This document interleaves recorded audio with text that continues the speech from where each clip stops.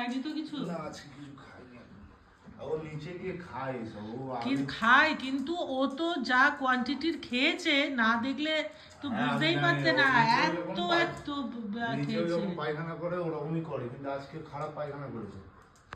সেদিনকেও ওই ঘরে দেখেছি, আমরা বুঝতে পারিনি যে ওই পাতাটা কোথা থেকে এসছে। আজকে ওই অতটা বাথরুমে পটির সাথে বেরিয়েছে বলে বুঝতে পারলাম।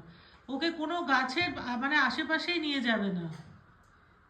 এই কটন, আজকে আর এখন বিকেলে খাইনি তো? আস্তে খা বাবা, আস্তে খা, একটু আস্তে খা, কেউ তোর খাবার খাবে না। ওরে বাপ রে বাপ, ওই পাতা অত খাওয়ার ফলেই তোর এই জিনিসটা হয়েছে। দেখো দেখো, ও কোন নিতে যাবে? না, কালকে ঠাকুর, সরস্বতী পুজোর ঠাকুর আনতে যাবে। গাড়ি এসে দাঁড়িয়ে আছে। ও বাবা, ও বাবা, এদিকে মুখ বানাই। আসুন, আপনি আসুন, বাইরে আসুন, উদ্ধার করুন, উদ্ধার করুন। আপনিও খাচ্ছিলেন, ওরাও দেখছিল যে এত এত পাতা মানে খাচ্ছে চোখের সামনে।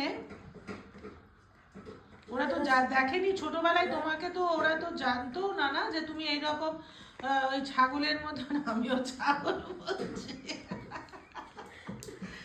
ছাগলই তো পাতা খায়। ওই ক্যান্ডি তো একদম পাতাটাতে কিচ্ছু খায় না। হ্যাঁ, ক্যান্ডি তো খায় না, তোর এত কি? সবাই ভাববে কি? ব্যাস হয়ে গেছে, তো আর কিচ্ছু নেই, পরিষ্কার হয়ে গেছে। আর দুটো লাগবে। চলে এসো, তুমি যা খেয়েছো ধোয়া না যায়, বিক্রি করা চলবে। যাও, চল চল, হয়েছে, চল চল চল। আর এখানে কিচ্ছু বাবারে বাবা, সব সময় খাবারের দিকে নজর।